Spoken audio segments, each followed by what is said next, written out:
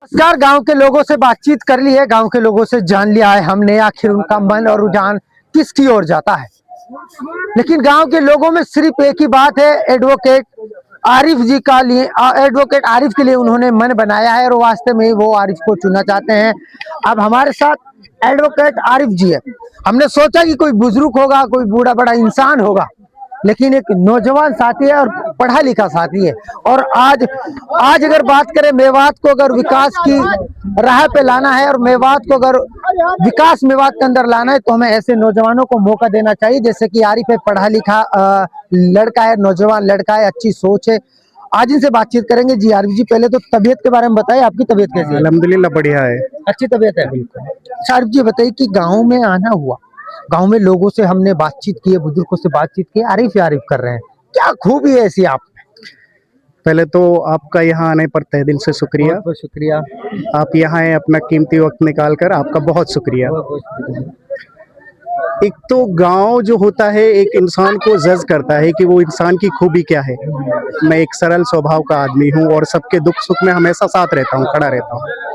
और एक पढ़ाई लिखाई के मामले में भी जो काम नहीं होते उनके लिए भी लोगों को हेल्प करता हूँ और ज़्यादातर एडवाइस, अच्छी एडवाइस देता हूँ। कोई भी कानूनी सलाह हो या दुनियाई सलाह हो, सारी चीज़ में अच्छा हूँ अल्हम्दुलिल्लाह। दुनियाई काम में भी अच्छा हूँ और दीनी काम से भी जुड़ा हुआ हूँ। 5 टाइम की नमाज पढ़ना, अच्छे बड़े बूढ़ों की तहजीब रखना, छोटे बड़ों की इज्जत करना, तो इन सब कामों में सबका साथ देता हूँ। तो जी ये बताइए कि इस बार चुनाव आप लड़ रहे हो, क्या क्या मुद्दे आपके इस बार रहेंगे चुनाव को लेकर? देखो, जब से सरपंची चालू हुई है, यानी कि 3 तरह की गवर्नमेंट होती है। एक पार्लियामेंट्री जो होता है मामला, एक विधानसभा होती है और तीसरा लोकल गवर्नमेंट होती है, जिससे सरपंच आते हैं, पंच आते हैं, म्यूनसिपालिटीज आती हैं और जिसमें जिला पार्षद आता है, ब्लॉक समिति आती है। 70 साल के इतिहास में हमारे गांव से आज तक कोई कैंडिडेट नहीं खड़ा हुआ।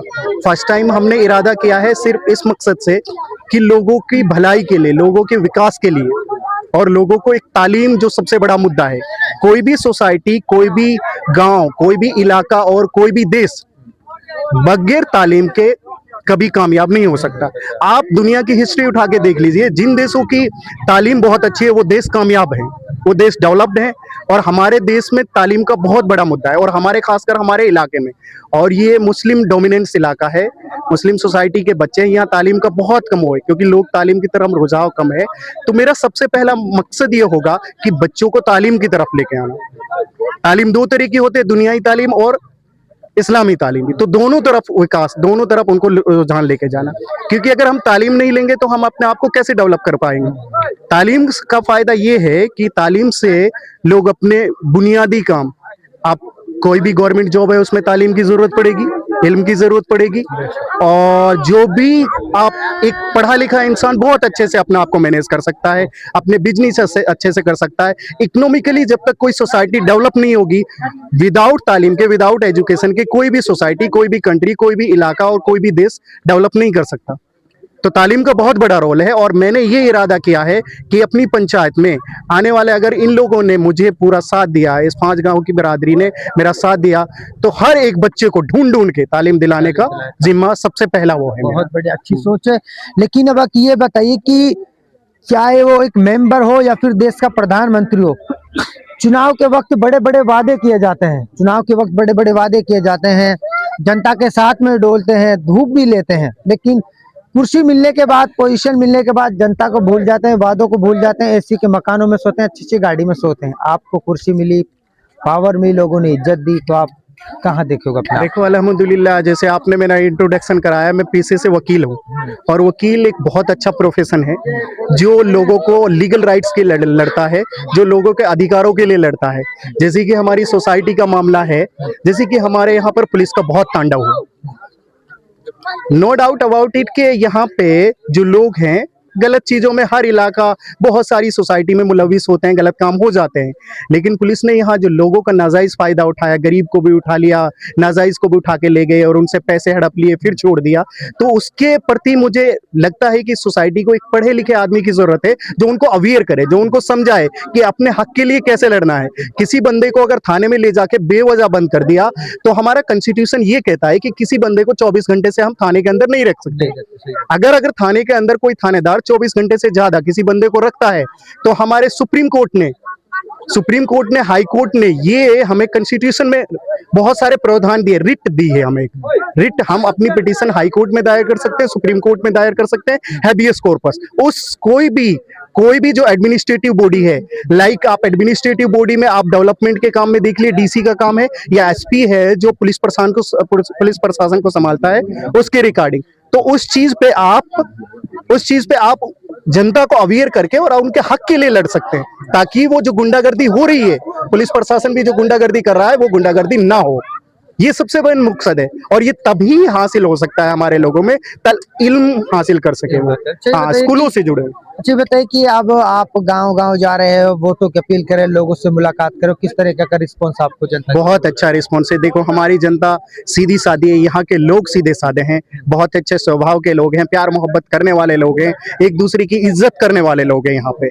ये हमारे मेवात की बहुत बड़ी खूबी है। यहाँ जो भी इंसान आया ना, वो प्यार ही लेके गया यहाँ से, तो हर जगह प्यार मिल रहा है। हर जगह लोगों की सोच है ना, वो बदलने से बदलती है। आप उनको समझाओगे हर चीज के मुताबिक, तो वो समझेंगे। आप उनकी डेवलप की बात समझाओगे, विकास की बात समझाओगे, आप उनकी भलाई की बात समझाओगे, उनकी तालीम की बात समझाओगे, लोगों के लिए अच्छा क्या है, बुरा क्या है, वो अच्छी तरह समझते हैं और अच्छा रिस्पॉन्स भी दे रहे हैं। हमें सारी पंचायत में गए, 5 गाँव की पंचायत में, सबसे अच्छा रिस्पॉन्स मिला। सबने कहा कि आप मेहनत कीजिए, इंशाल्लाह हम आपका पूरी तरह से साथ देंगे। अच्छा बताइए कि अब ऐसे में तमाम लोग आपको सुन रहे हैं, आपके पंचायत के लोग भी सुन रहे हैं, पूरी कामा विधानसभा आपको सुन रही है, क्या अपील करोगे वोटों को लेकर, क्या कहोगे? मैं सारी जनता से ये अपील करना चाहता हूँ, आप भी बहुत जगह इंटरव्यू ले रहे होगे, सरपंचों के, बड़े बड़े आदमियों के इंटरव्यू लेते होगे, छोटे मोटे एमएलओ के जाके, सरपंचों को भी, आप जैसे माहौल चल रहा है राजस्थान में, सरपंची का इलेक्शन है, इस पे आप भी जा रहे होगे, तो मेरी तो यही जनता से अपील है कि इलेक्शन जो आता है वो 5 साल में आता है। अगर आपने 5 साल में किसी बंदे को सोच समझ के वोट नहीं दिया, तो आज समझो आपके 5 साल बर्बाद हो गए। आपके गांव के बच्चों का भविष्य इस 5 साल पे टिका हुआ है।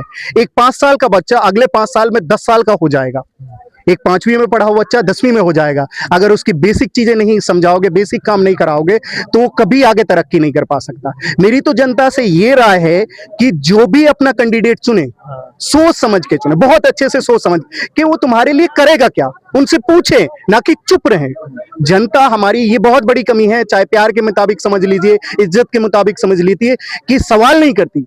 अपने कैंडिडेट से सवाल कीजिए कि आखिर 5 साल में हमारे लिए करोगे क्या, तुम हमारे लिए फायदा क्या करोगे तुम, अगर हम तुम्हारे लिए वोट दें तो हमारे लिए फायदा क्या करोगे। तो उस रिगार्डिंग आप उनके लिए उनसे पूछें कि हमारे बच्चों के लिए क्या तालीम दोगे, हमारे बुनियादी जो सुविधा हैं, हमारे जो बुनियादी जो चीजें हैं, जैसे रास्ते हैं, हमारे रोड हैं, हमारे पानी की सुविधा है, और जो हमारे बुनियादी विकास के काम है, उनके लिए क्या करोगे। मेरी जनता से यही अपील है कि जो पढ़ा लिखा समाज है, एक पढ़ा लिखा आदमी हर चीज को जानता है। अब पहली बात तो यह है, अपने पढ़े लिखे कैंडिडेटों को सामने लाओ और फिर उनके सामने अपने हक और अधिकार की बात करो कि अगर हम आपको कैंडिडेट बना देते हैं, अगर आपको जिता के सरपंच के लिए भेज देते हैं, तो आप करोगे क्या हमारे लिए। ये सबसे बड़ा मेन मुद्दा है, और जनता को ये सोचना चाहिए, वो उनका अधिकार है, वो आंख बंद करके किसी को वोट नहीं देनी चाहिए। बहुत बहुत शुक्रिया आरिफ जी जुड़ने